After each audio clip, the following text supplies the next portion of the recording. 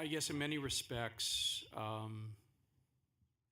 the ideal would be that there wouldn't be unfunded liabilities. The reality, it is a reality though for us, right? Whether it's pension or health benefits.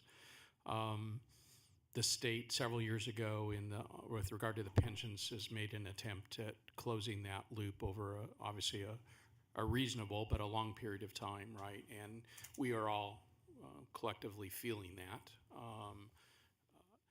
The GASB, Governmental Accounting Standards Board, came along about the same point in time and changed some of the reporting requirements, which moved on the pension side the reporting of those unfunded liabilities from a state level down to the local district. And so whether it's community college or K-12 or frankly any public agency, cities are certainly feeling this, counties, whether they're on their own system or on the state system. So many balance sheets are upside down, right, because of that. Something that our public finance partners, Wall Street, if you will, understand very well. They are the ones that push for those changes in reporting so that they could compare them from an investor standpoint of buying notes and bonds and so on. What's the practical issues, I think, is what we have to measure, not a percentage. On the health side, it is, many districts treat their post-employment benefits, their health benefits for former employees on a pay-as-you-go basis. And as long as they can afford that, that probably makes the most sense. It would be nice to have several years of those stashed away as part of your reserve. Oh, absolutely. So when you have a tough time, you can take a little bit of break. But the reality is most districts, K-14 and others, don't fully fund those. They treat it as a pay-as-you-go. On the pension side, in some respects, the rate itself and how fast that unfunded liability is closed is out all of our hands, right? That's really kind of left to the legislature and to the respective STRS and PERS boards, to the authority that they have to deal with that.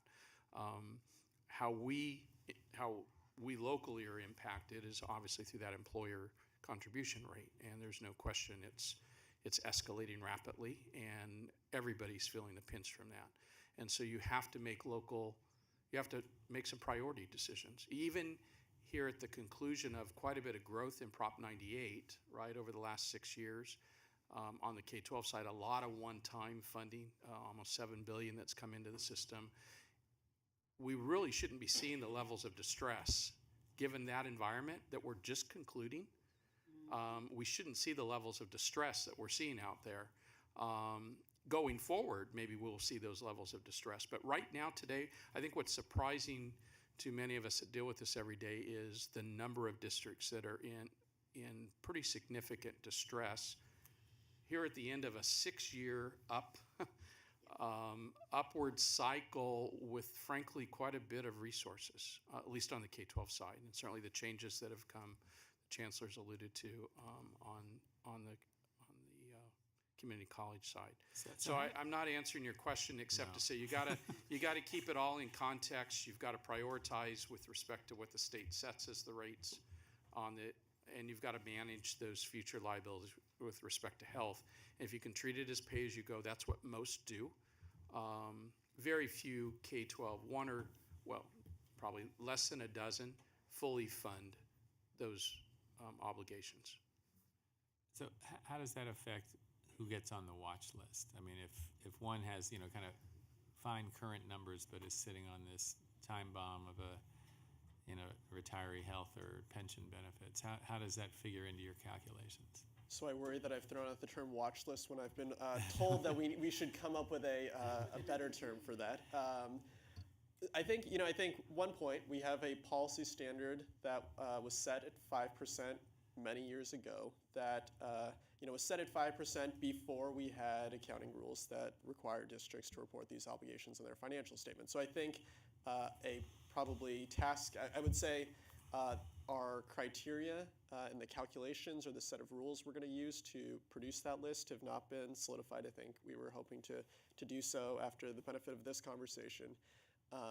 And I think one thing we'll be thinking about is, is that 5%, as the chancellor mentioned, is that the appropriate way to think about it? And I think given these other obligations and what districts are reporting on their financial statements, we likely will need to use a different standard. If I could just add to that, I mean, one of the things we don't talk a lot about is the complexity of the way that colleges are financed and the myriad of funds that go into their balance sheet.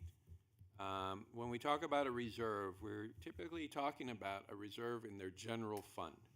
That is the fund that goes to financing personnel and direct activities in the classroom. There are a myriad of other funds that are also part of a college's balance sheet. Certainly the OPEB requirements, the benefits. Many districts, well, all districts fund their own benefit programs. So health benefits. Some districts provide lifetime benefits to their employees. Some do not. Some districts who've been around a long time have very high liabilities and have not well funded. Some, Mount Sac is one of them, has funded it very well. So while those are high liabilities, they don't impact the day-to-day operational funds. But in case of crisis, they certainly would. Of course, most districts feel that if there's that major of a crisis, that the state would step in and help. But of course, we can't plan for that. On the retirement side, that is the liability of the state of California, not the liability of individual districts, because we participate in PERS and STIRS. We don't set our own retirement benefits. We are at the mercy of the state. And while the state has made changes, appropriate changes, that has cost districts more money to fund. And so I agree that we shouldn't be in this situation, but we are. I think a lot of it is pressure from bargaining units that went for many, many years without salary increases. There was a lot of pent-up demand. The other thing we need to be careful of, in any district's general fund, there is probably 82 to 85% of the total amount goes to salary and benefits. That leaves about 15% of the general fund to do other things, like student success, which is why we have a lot of categorical funds. Why the last administration, or the current administration now heading out, put a lot of money in categoricals to fund direct support for students. These are the machinations and the complications. So the final thing I'll say is, when you put together the conversation we had yesterday about full-time faculty hires with the conversation we're having today about the fiscal stress, we have to have a little bit of empathy for the districts in how they're managing this myriad of demands. Everyone wants, I know no college CEO that doesn't want to hire more full-time faculty, but there's also a flip side to that, and that's going to increase the total amount of obligation that they have. So we're trying to help them balance that, and I think it's going to take us some time to come up with the right metrics and the right support structure, and get to a point where we can do multi-year projections. Our districts only do year-to-year projections. That's all they're required to do. And in many ways, it's because of the way we, the state, the Chancellor's Office, have structured the financial reporting. So hopefully we'll have an opportunity with the next administration to make some of those changes, because it's something that I think would have a direct impact on the college's ability to plan. That's very helpful, thanks. I would just like to end by saying that as much as possible, I think it would be helpful when reporting on the financial condition of these districts to include as much transparency as you can about their long-term health and retirement benefits, and if the CalPERS contribution is going up, which it is, how that trend is playing into what their current reserves are and so forth. So. Will do, and we'll be back in the spring to go over those assessments we've done, and we can include that. Can I just ask Christian to highlight one thing, particularly for all the new members of the board? You're probably not aware that we do have a special trustee at Compton College. So, Christian, can you just highlight for the new board members, what is the role of that special trustee? I don't want to misspeak. Can I follow up with, just to make sure that I have outlined their duties appropriately? Yes. Perfect. That would be good. It'd Yes. be good for the board members to understand what actions we have taken and continue to take. Will do. Okay, I guess that wraps it up. Thank you all very much. That was very interesting. Okay, we're down to the last couple of items. I haven't taken a break yet, although I see people have taken individual breaks. I don't know. Does the board want to power through or take a break? Power through? Power through. All right. So the next up is the EEO update and statewide faculty diversity.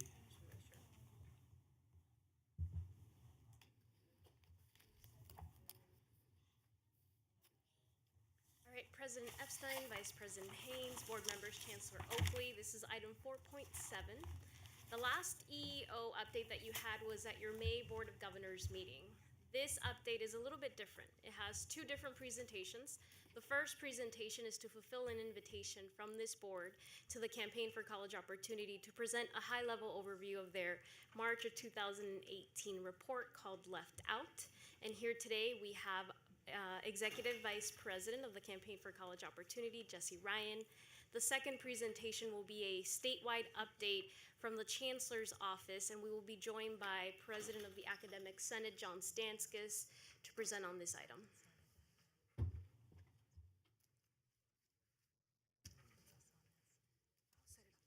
Thank you so much. Thank you so much for the invitation to speak today. There it is, perfect. Well, they're pulling up the PowerPoint presentation. I just wanted to take the opportunity, Chair Epstein and members of the Board of Governors, our Hope on Horizon event. We were so grateful for your participation. I also would be remiss if I didn't take the opportunity to recognize that at last evening's Hope on the Horizon event, we had the opportunity to formally present Trustee Haynes with an award for being our unsung hero, a courageous advocate for student success, as well as board member Alexander Walker Griffin for being a rising star, and he has been instrumental in our student advocacy efforts across the state. This is this morning a very timely conversation, and I'm happy to have the opportunity to speak with you in more detail about our Left Out report. I think much of yesterday's conversation feeds nicely into the report findings that I'll outline today.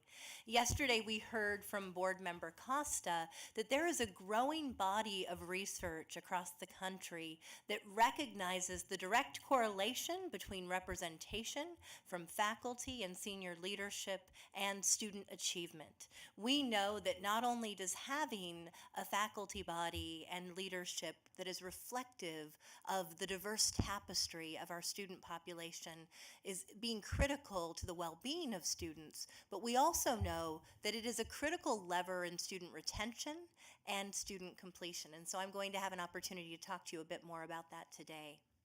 Left Out really has been a labor of love of the Campaign for College Opportunity. This was an original research project because we heard that though there was a growing body of research across the country looking at this critical issue, there was very little in California, and we needed to lift the veil, if you will, so that we were looking at our public colleges and universities and asking the question, are our leaders reflective of the students they serve? We, as you know, had the opportunity to host our governor-elect through a gubernatorial forum where we had him outline his vision for higher education. And I think one of the very telling statements that Governor-elect Gavin Newsom made was that you cannot be what you can't see. And I think that we understand anecdotally through conversations with students across the state, with faculty leadership, and also with administrative leaders that that is in fact the case. I often like to share, and many of you know, that I was the first in my family to go to college, and I'm a proud product of California community colleges. I actually attended 3 community colleges simultaneously to get the classes I needed to transfer within 2 years, and that is not different from many of the student stories we hear across the state. But I share that as I entered the doors of Sacramento City College, I walked into my counseling offices and I saw 3 doors with counselors sitting behind each. One of those 3 doors was occupied by Lupe Gomez, and her door was the only door that had a line of students that wrapped outside her office and down the hall. In fact, students waited for hours to be able to see Lupe, and they waited to see Lupe because her experience reflected their experience. Lupe was also leading student success classes. She was also the faculty advisor for Mestizo, and was, I believe, a critical mentor in the role of thousands of students who would then stay on campus and successfully reach their college destinations. And Lupe is one of many stories that we've heard across the state. One of the things that we have tried to do at the Campaign for College Opportunity is talk about seeing students in terms of their limitless potential instead of using the filters of urban, minority, or at risk. We talk about the fact that community colleges are the gateway to opportunity for the majority of students across the state, students like Trustee Griffin, but we know that the representation of their faculty is not reflective of their experiences. One of the quotes that we love to share is, "It's important for the leadership of an institution to reflect its student body because students need to know that the decisions being made are by people who have some understanding of what their lives are like, what their challenges and experiences are, and the assets that they bring." And this is from Dr. Frank Harris, a professor at San Diego State University. So you know these demographics: 2.8 million California undergraduates. We have roughly 2.3 million community college students. We are a majority minority state. And with that is tremendous opportunity to do a better job reflecting that student experience and ensuring that more students are successfully crossing the finish line with a degree in hand. We know, walking on foot of our community colleges across the state, all you need to do is step on foot of a campus and see that those in leadership do not reflect our student experience. And I'm going to talk a little bit more about that both at a campus level and at a system level. So if you look at our leadership, faculty and senior leadership in California public higher education across the state, it won't surprise you. There are disparities that exist. We are exceedingly white, despite the fact that we are a majority minority state, and that is true of all of our systems of public higher education, though I will focus on community colleges in particular today. If you look at our community college students, 2.2 million students, almost 2.3 at this point. We are a majority Latinx student population. And I have to tell you, as we work with thousands of student leaders across the state, when you took the courageous action to appoint Chancellor Eloy Oakley Ortiz as the leader of this system, it meant something to students across the state. Having a system leader who reflected the experiences of our students and who became our first Latino to occupy this critical leadership role set the tone for students and changed student aspirations because now they have an opportunity to be what they can see. If you look at our campus leadership, as I shared, at the 114 colleges across the state, we know that there is a mismatch between the student demographic and those who are represented in faculty and senior leadership. And I should share that this is based on IPED's data from 2016-2017. Though 44% of our student population is Latinx, 62% of our leaders are white, and only 15% of our leaders are Latinx. This, to us, is very troubling. If you look at the student enrollment versus tenured faculty, you'll see the mismatch is equally great. We have 61% of our leaders who are white, 15% Latinx. We have 10% African American, 6% ONP. For student enrollment, we have to talk about the non-tenured faculty as well and how that stacks up against the student population. What we often heard in the field as we went out to commission this report was, well, faculty diversity would increase significantly if we included non-tenured faculty in our counts. And what this data illustrates is that is just not the case. And I'll talk a bit more about why that is and some of our opportunities for shifting that dynamic as we move forward. Student enrollment versus our academic senates. And this, to me, is probably the most troubling finding, the finding that keeps me up at night, if you will. We know that our academic senates are often charged with an opportunity to set the tone for the campuses, certainly with shared governance, with curriculum, and with the ability to weigh into degrees. And yet, 72% of our academic senators are white, only 14% are Latinx. That mismatch with our student population is a divide that is great. And as you see, 5% African American, 7% ONP. So this critical body that sets the tone, shapes our curricular decisions, is not reflective. And I know that the Chancellor's Office is undergoing efforts right now to address that, and we'll speak a bit more about that in a minute. Our leadership, as you know, is a little bit more diverse, but not on par with our student population. 59% white, 17% Latinx, 9% ONP, 12% African American. And I do want to say, and I'll pull this up again, that African American statistic is a bit misleading because we know that our Black students are underrepresented at the community colleges, proportionate to the population.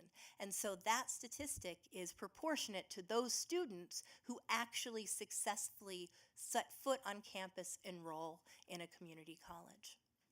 If you look at the system leadership, and this is specific to you, and I'll talk a bit more about our recent data for the Board of Governors as well, we know that 73% of our academic senators at a state level are white, 7% Latinx, 20% African American.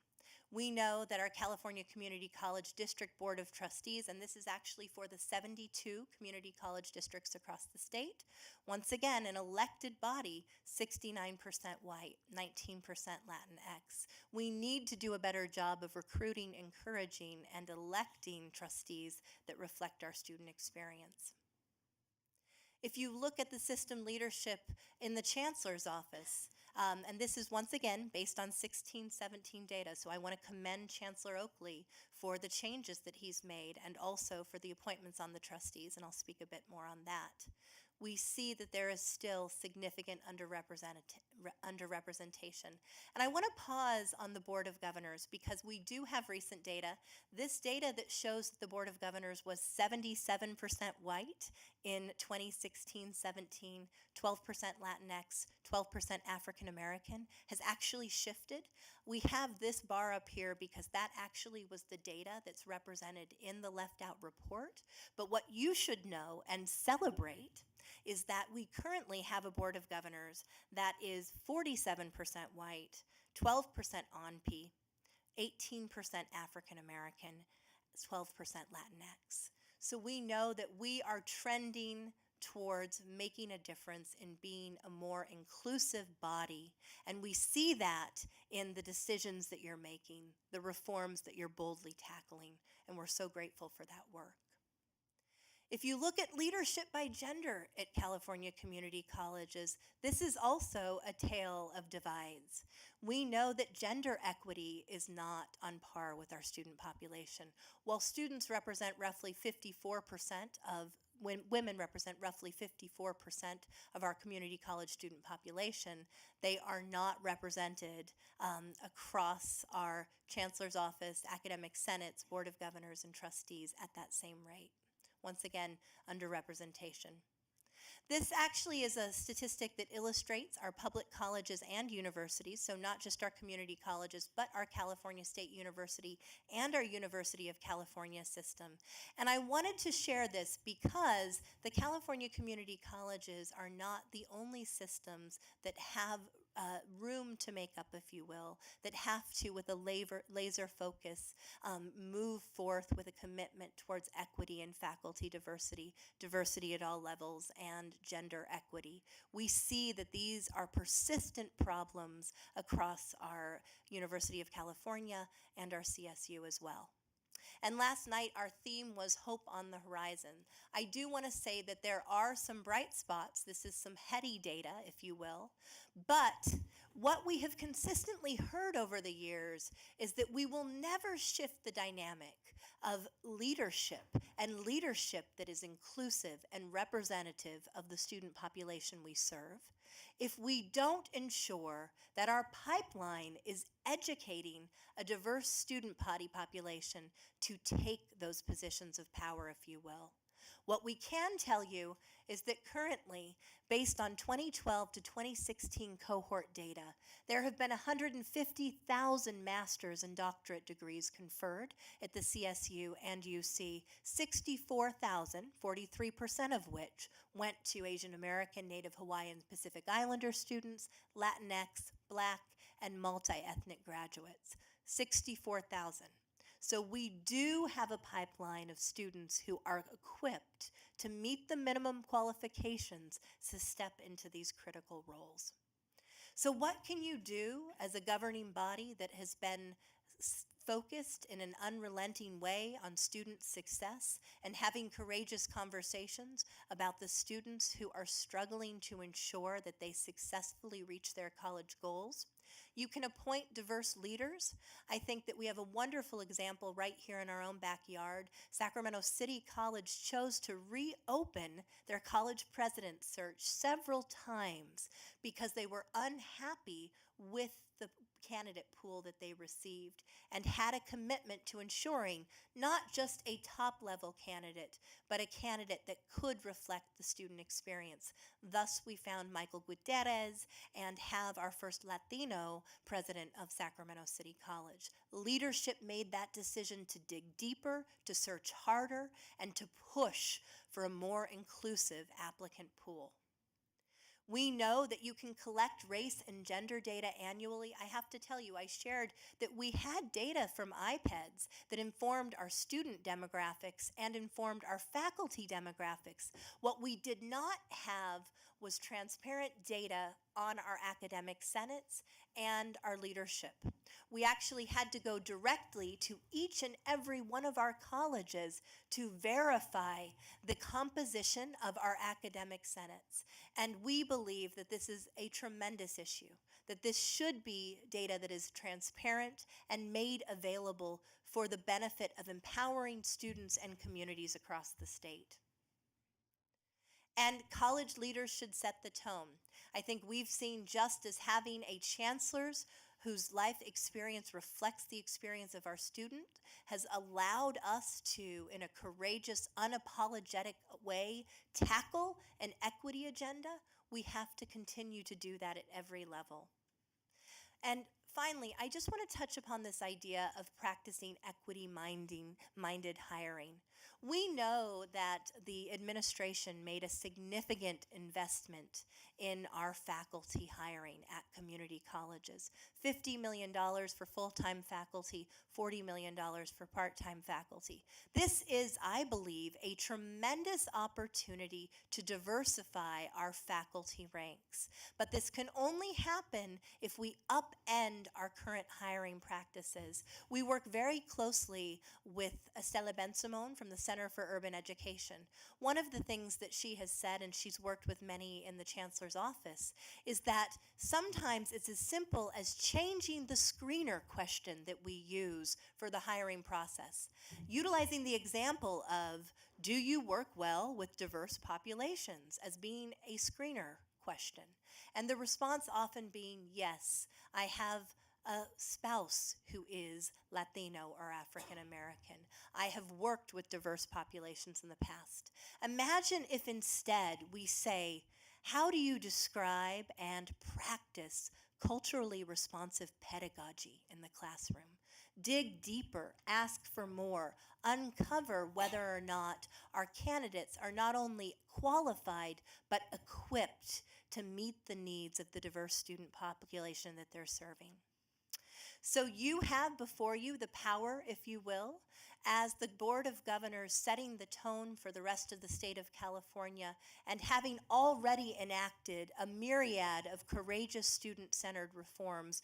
We know, as Martin Luther King said, that courageous leadership is necessary and that courageous leadership needs to be focused on the greatness of the cause. And we believe that each of you sitting here at the table today has that leadership at the core. Thank you. Thank you. So we have a second presentation, but we can take questions now, or we can save them until the end. I If you have think questions for let's save Casey. them to the end. Okay, great.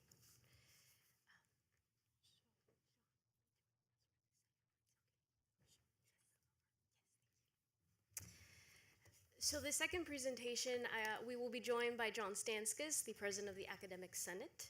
I wanted to start off by first thanking all of you. I think we heard you loud and clear at your May Board of Governors meeting when you addressed our staff and said that EEO and faculty diversity needed to be a priority of this board. So this item is in front of you to give you an update on the activities that this office has conducted in the year 2018 and give you a preview of the work ahead.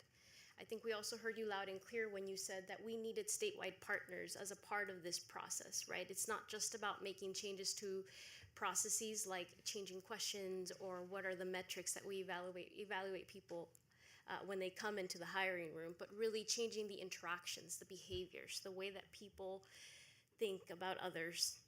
So the other thing that I would like to mention is really thanking the staff at the Chancellor's office. As you know, this work extends beyond our general counsel. It has also touched our IEPI team, our communications team, our education services team.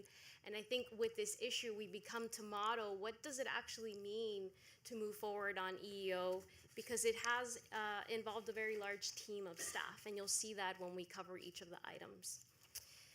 Next slide. Great. So our office is required to provide an overview to the state legislature, an annual report on racial and ethnic and gender composition for faculty and the efforts that our office has conducted. That is work that our general counsel leads. Title V also requires this system to do ongoing work, and that is the work that we'd like to highlight today. I thought for the new members in particular, it would be helpful to revisit the slides that we presented in May to the board. And these, I'll go through them very quickly because they basically support the information that you just saw from the Campaign for College Opportunity. But if you prefer to see the visual in a line graph versus a donut, might be illustrative. So the first slide. I think, actually, let's try and move this quickly, if it's, particularly if it's repetitive of what we go just through. heard. Fair enough. Okay. Okay. Go through this.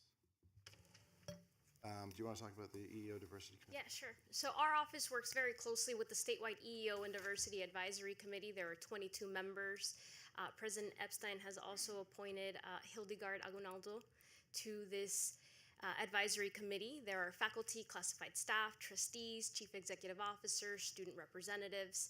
The Academic Senate also has 3 representatives on this advisory. And the main focus of the advisory, and they have led a lot of the work in setting how we apportion EEO funds, is really to act as a vehicle for communicating with the field, best practices, as well as for being a vehicle for creating new EEO and diversity programs. So this slide demonstrates the budget from 2016 and 17, but I have some updated numbers for you. So the 2018-19 budget allocated $4.8 million to the EEO program, $2.7 million, the same statistic there, is general fund money, and then the Equal Employment Fund contributed an additional $2 million. The uses of these funds are spread over a number of different items. One of the big tickets is that we distribute $50,000 to individual districts to support their district equal employment opportunity program, which I think we've heard from a lot of districts is not adequate for what we're asking folks to do. But that accounts for 3.6 million of the 4.8 total. And the EEO committee over recent years has adopted a multiple methods approach to distributing these funds. So that distribution is conditioned upon each district adopting an EEO advisory committee, an EEO plan, and providing expenditure reports to the chancellor's office, and then adopting in addition 6 of 8 other best practices that span the pre-hiring, hiring, and post-hiring phases of the employment process. And then the second focus of the EEO Advisory Committee has been on developing data. And in March of this year, we the Chancellor's Office produced a longitudinal data guide to provide some basic toolkit for districts to use, district HR folks to consider data in the hiring process and to analyze hiring pools and the candidates that emerged from the hiring process. And then over September, we dug a little deeper into the data issue and conducted 5 data workshops around the state in Fresno, Sacramento, San Jose, Irvine, and Riverside. Collectively, we had over 300 people, principally district HR representatives, attend those workshops.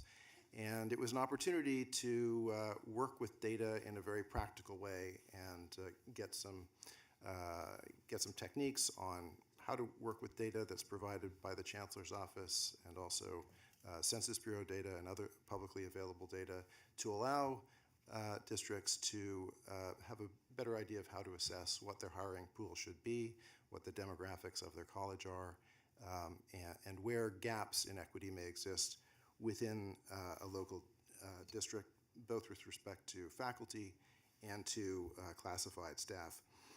The data session took up a full morning in general session. It was conducted by Greg Smith, who is the VP for HR at Shasta College, who has long experience in the U.S. Department of Labor in handling EEO-related data. The feedback we've received from the sessions has been very positive, although I think the districts would like more training in how to assess their local data.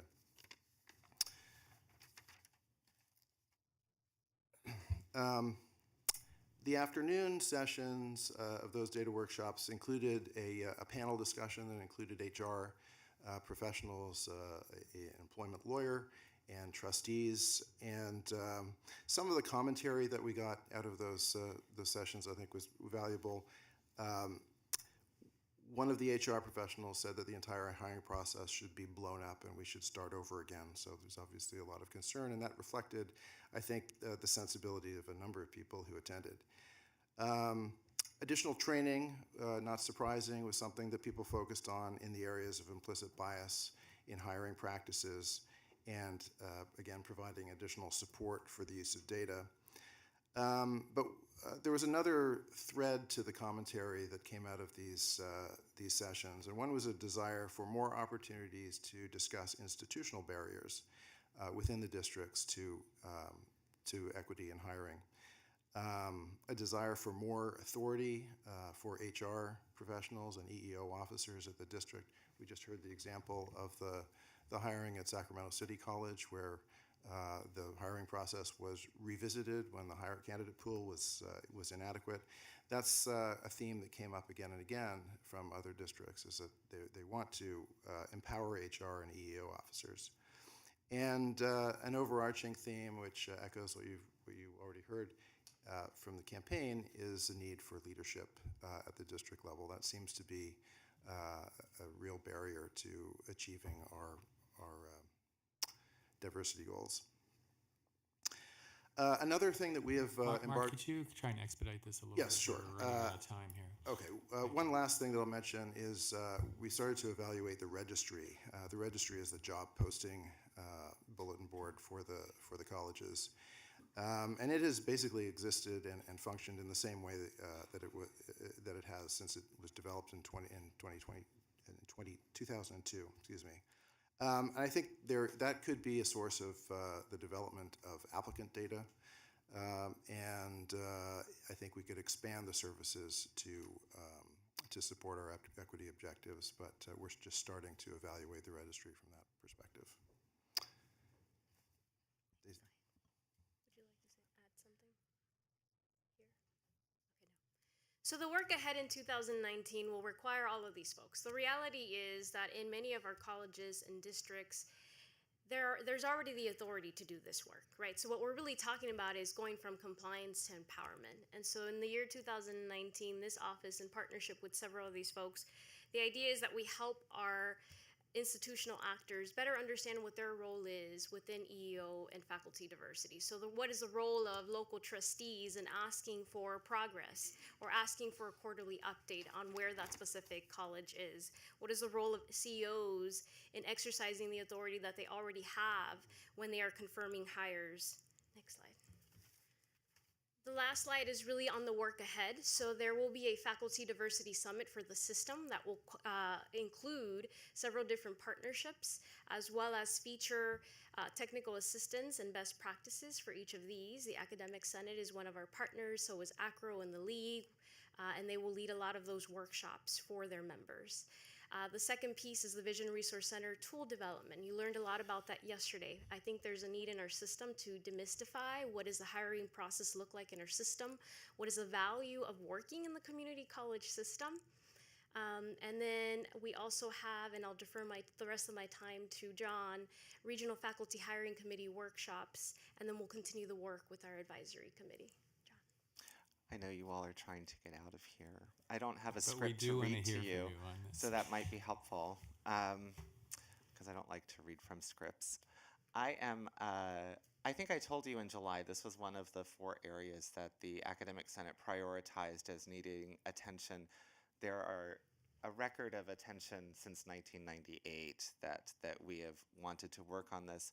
But we really saw this with the opportunity to use $50 million for full-time hires this year to do some very intentional work. We partnered with IEPI and the Chancellor's Office to add to the afternoon session around the workshops that were specifically targeting human resources, because that's the first step in a lot of hiring, happens through human resources, and there are some institutional barriers there. And then we looked at how to put together a professional development scheme that would identify all of the parts and positions of determination that affect the hiring process, and try to get those done by February, so that when districts are trying to spend that $50 million, that professional development has been delivered. There were several general sessions with the chief instructional officers, the Academic Senate. Deputy Chancellor Gonzalez was there with me for the Academic Senate, and next week at the League, to actually talk about the role of each of those people in this process, because they have a role and they make decisions, and looking at the process of hiring through the lens of what are the institutional or structural barriers that we have constructed, perhaps unconsciously, that are preventing people from being able to join our system. Because right now, we work in a system where if you do not know the system, it's difficult to get into the system. And that's how giant bureaucracies work, right? That's how all of them work. So without an intentional effort to actually look at the system and the breakpoints in the system and decision-making places in the system, it's not going to change by itself. And so the Deputy Chancellor Gonzalez talked about the Diversity Summit. We are contributing to that as well, to really look at the broader giant audience of the stakeholders in the system. And then the regional meetings are specifically targeting faculty and staff and administrators who are going to be on a hiring committee. We are asking each of those groups that has the power to appoint people to hiring committees to send those faculty and staff and administrators to these regional trainings where we can do some hands-on work. They can take something tangible back to their campus about let's look at how we design questions or screening criteria from this perspective after engaging in this work. And that is what is supposed to happen at the regional workshops. That's just the beginning. We're talking about a multi-year engagement and focus. Part of my concern is the next time we have a budget downturn, we'll suddenly reprioritize everything. But this one shouldn't be. This is going to take a decade-long approach to looking at this. We're starting from a base of about 24 or 25% of tenured faculty are faculty of color. That's what we're starting with. So when we look at data about what is reflective of leadership in faculty, that's the baseline. How do we make changes there? How do we widen that pool so that as we have the opportunity to hire new faculty, either through attrition, which is a very slow process, meaning they retire or die, or through the infusion of money trying to get to that 75% place, how can we make better intentional choices that do reflect our communities that we serve? There's 72 districts, 72 communities. That should be the goal of each of those communities, districts, is to reflect the community they serve. Okay, thank you. I think we should probably invite Jesse Ryan back up and take some questions. And I apologize to Director Lynn Shaw. We are not going to have time to do your item. We will bring it back next time. But I apologize. I'm afraid a bunch of board members would leave before you got to finish. So thank you for your patience. Okay, questions from the board? Walker Griffin. First off, I just wanted to say thank you for the lovely presentation and the award last night. I greatly appreciate it. Now, looking at this data, I was just curious to know how often does your organization refresh it? Is it based off the census or every 2 years or so? So, great question. This was actually the first time that the campaign has ever tackled this type of research. And it really was as a result of hearing from so many stakeholders in the field that they felt it was critical that someone be lifting this up. So this was just a one-time report based on 2016-17 cohort data. We only refreshed the leadership elements recently when we did an accompanying brief, including the updated data that I shared on the composition of the Board of Governors. Currently, our board, the Campaign for College Opportunity, is determining, is this work that we continue to do? Are there others who will take up this mantle? Because frankly, I would like to be able to demonstrate a year from now that some of the work that John just talked about is having impact 2 years from now, 3 years from now. And I actually see that as being a critical tool for informing budget decisions so that as we choose to make additional investments in full-time faculty hiring, we're doing it with an expectation that changes are being made to the practices themselves in the hiring process to ensure greater inclusivity. Member Baum. Thank you for following up and bringing us the data. I think this is obviously a priority of this board and others. My feeling, though, is once you have the data and we're examining our hiring process, the real challenge and where we should focus our attention is in building the pipeline, building the pool of candidates, encouraging. We have a statewide campaign about college affordability. Why don't we have that we invest resources in telling students they can access it, financial aid?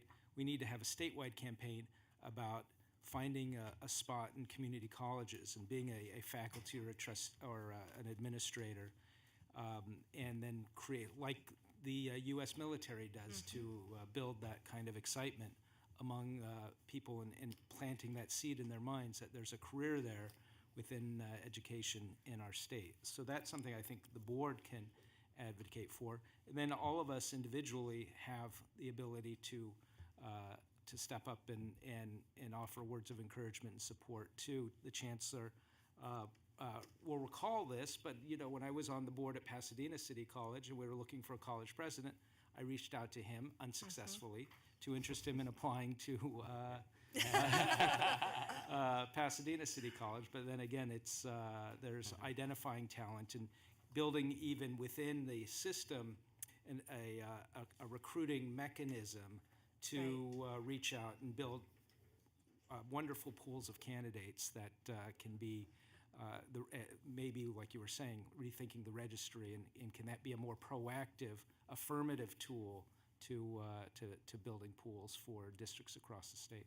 And can I just say, Board Member Baum, to that question or that idea, there are actually several CSU campuses across the state that have decided that they are identifying students who they think would make exemplary faculty or exemplary teachers. And those faculty are committing to each identifying 5 students that they come in and help to advise about their opportunity for pursuing a teaching or a faculty pathway. Imagine if we were to be intentional in doing that at the community college level with 114, now 115 colleges with online, and identifying that next cadre of potential faculty leaders across the state. Board Member Baum, that is part of the budget change proposal that you approved in September that was generated by the Academic Senate and the Chancellor's Office and the CIOs and the League and FAC, is a proposal to grow your own, because the most diverse group of people we know are our students. And so ways to track our students through a pipeline of either 6 years after their associate's degree in industry or a master's degree through one of the other public universities to come back to us is in the budget change proposal, to have pilot programs. Like, that's a long-term fix, but that is something that we have put forward from the system to you and that you all approved in September. We need to tell those people, and the problem CSU is having is they identify people and then they don't have the money to hire them, to add more faculty. And so some sort of small, incremental, stepwise fashion to getting more faculty, or at least guaranteed, because right now, if we're simply going to hire people every 5 to 10 years, that's not something to encourage people to pin their hopes on. This is how you're going to get a job in this system. Member Avalos? Yeah. Thank you for the presentation. So I actually want to take a little step back and talk about this chart here that timelines the year-over-year growth or lack of growth, in my opinion. And so when I look at academic temporary employee percentages by ethnicity, so maybe that's the wrong. So academic tenure chart, employee by percentages. So when I look at it in 2006, we were at 11%, roughly. And in 10 years later, in 2016, we're at 18%. So it's about a 7% growth in 10 years. You guys with me on this? This one, the 10-year track. Yeah. Is that diversity by 10-year track? Is that what I'm looking at for Hispanic? Okay. So over 10 years, we've only seen a 1%, 1.5% growth annually to 7%, right? To me, that seems dismal, right? That we're not moving the needle. And nowhere in your presentation did I even hear a target or a goal, right? I mean, how are you supposed to move something without having a North Star? The goal is to reflect the community served. There's Right. 72 districts. Well, it's incremental growth, right? And incremental targets. You know, when you run a business or any type of organization or any athletic, organization, you want to set how many wins do you want to hit a year? And nowhere have we talked about what we want to do.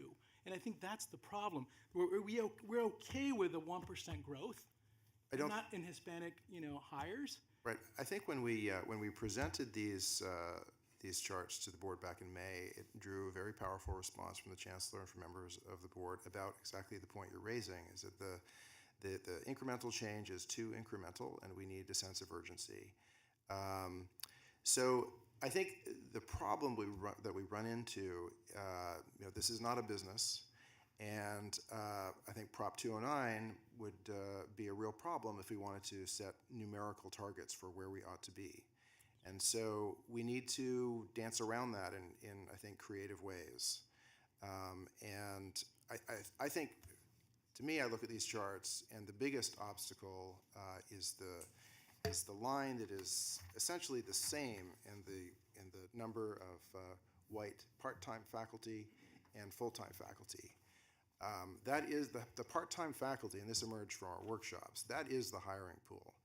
And the part-time faculty are working in the colleges, they know the secrets to getting hired, they know the secret handshake.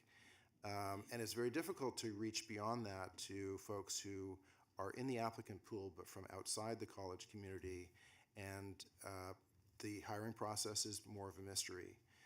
One thing that we heard again and again and again is we need to demystify that process.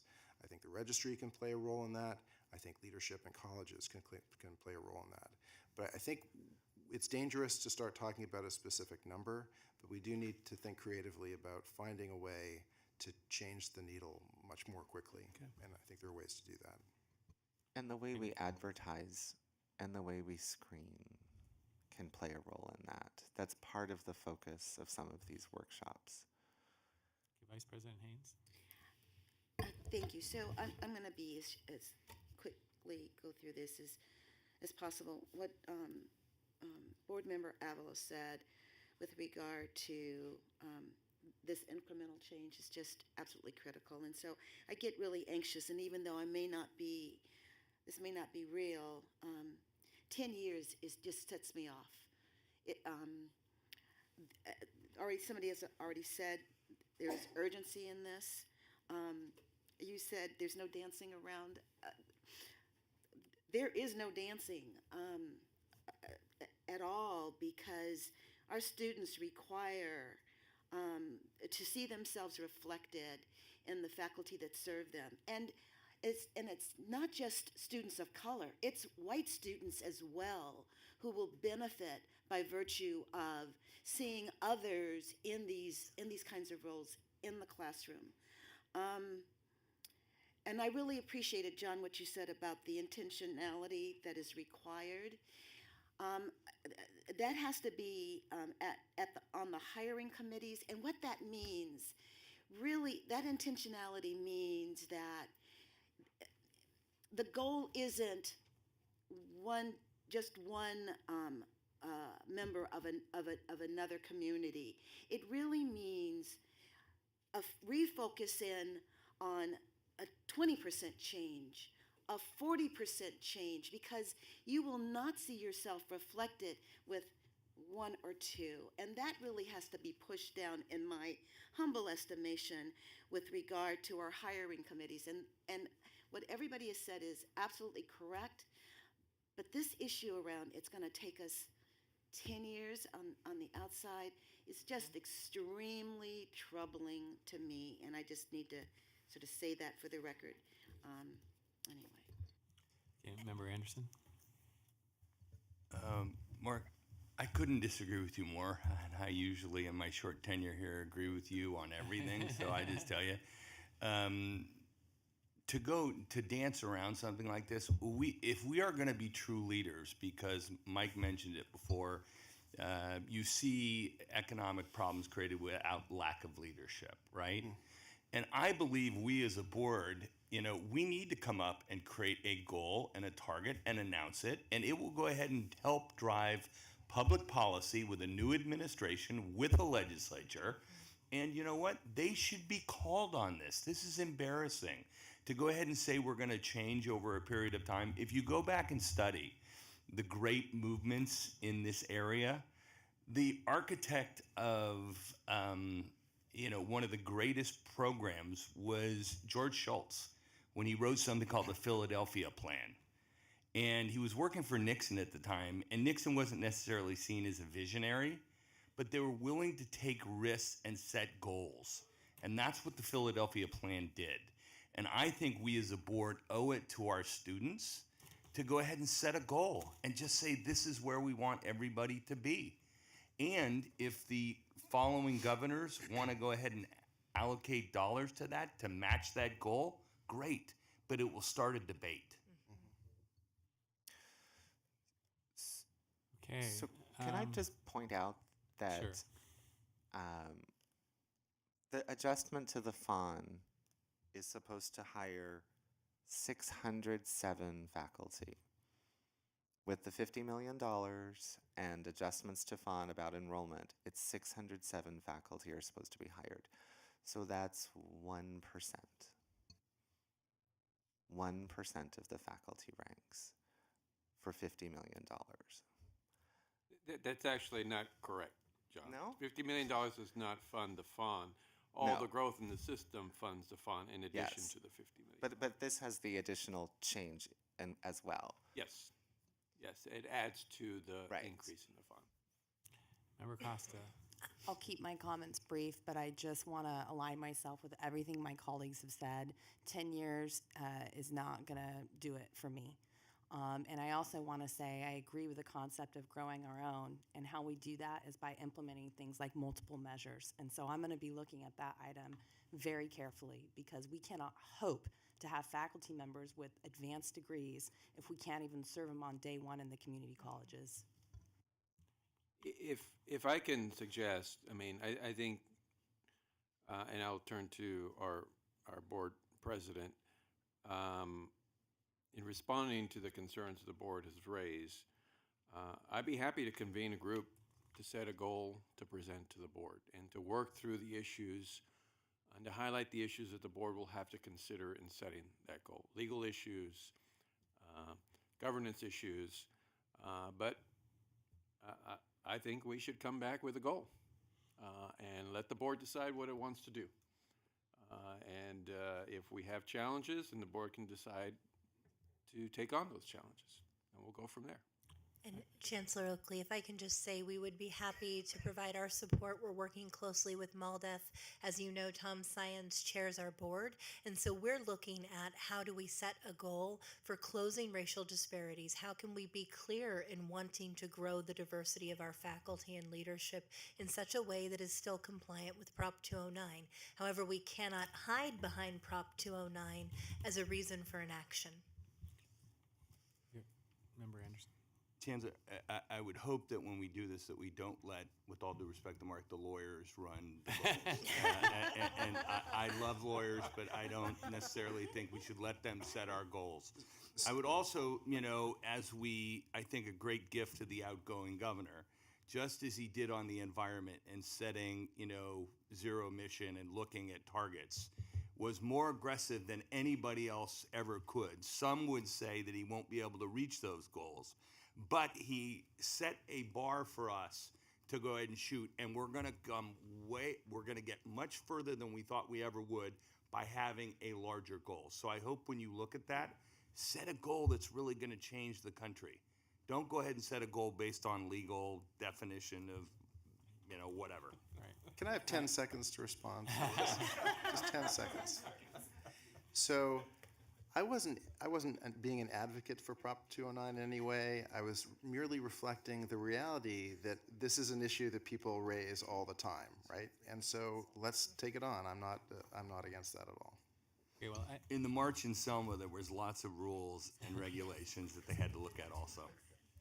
I think, Chancellor, you have the clear direction of the board to go ahead and do what you suggested, and I would add that if in your analysis Prop 209 is a serious impediment, that we ought to look at strategies to address that as well. So, Board President Epstein, I was sitting back there and I couldn't close out the item before you guys got ahead of me. This is the work that the EEO Statewide Advisory is currently engaging in. We've been talking about new metrics, how do we incentivize? But the reality is that this body does not do the hiring. We can set goals and we can incentivize. The EEO Statewide Advisory, and I want to be respectful to all the work that they have done to get this office this far in this system, includes representatives from the system. And they have also been thinking about what goals can we set, what incentives we can set. And so I hope that we can also include them as a part of this new directive. Okay, that's great. And I would encourage you to think big, including possibly strategies to look at ways to accelerate the number of vacancies, perhaps through early buyouts or some other voluntary option that might help us to create a larger pool of potential new hires. Okay, thank you all very much, and Executive Vice President Ryan, I just want to thank you for that wonderful event last night. She's not listening, but Jesse, I just want to say thank you for that wonderful event last night. It was great to honor two of our board members, both of whom gave outstanding speeches, and to have Dolores Huerta there and the Attorney General was really fabulous. So thank you. As you can see, we're well past our deadline here. I apologize for that. Anybody want to make a board member report that on the record that that others need to know? Member Walker Griffin.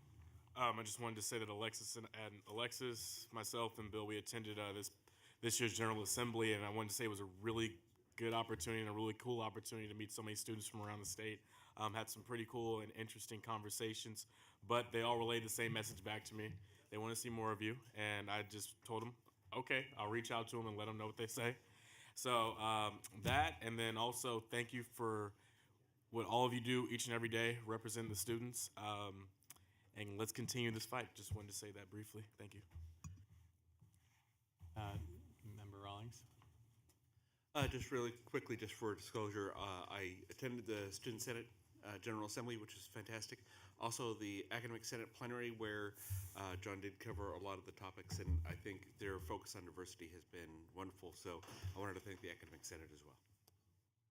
And I want to congratulate you for putting on a lot of miles, visiting a lot of colleges as well. Vice President Haynes. I just two things. I just want to congratulate Alexander for the recognition that he received at the reception last night. He stands as one of our future leaders. Oh yeah, but you do. Mm-hmm. And I also want to recognize the SMAC students yesterday, because they stand for our future leaders, and we need to support them. I also want to recognize who we approved for our foundation board, which is Dr. Yasmin Davids. Reading her resume and Googling her, she will be a wonderful asset. Her personal story is one that really resonates with so many of our students, so I'm really appreciative of whoever recruited her. Did a fabulous job. And then finally, I just want to thank the Campaign for College Opportunity for their reception and for their recognition of me. And I want to thank my colleagues here who came to celebrate with me. I really, really do appreciate that. And I also appreciate your affirmative vote for me as VP. So thank you again. I look forward to working with you. And I don't want to shut this down without noting that we have a few little gifts here. I believe that came from Ms. Shaw, and I don't know if you want to explain what these are, since we have them on our desk, and then we promise to put you early in the agenda next time. These are a industry marketing tool from the Advanced Transportation and Logistics, and it's a computer mouse. So when I come back next time, I'm going to talk to you about the sector refresh, and no problem, I'm happy to listen to the board meeting. Okay, and we also have a thumb drive that I guess is a gift from...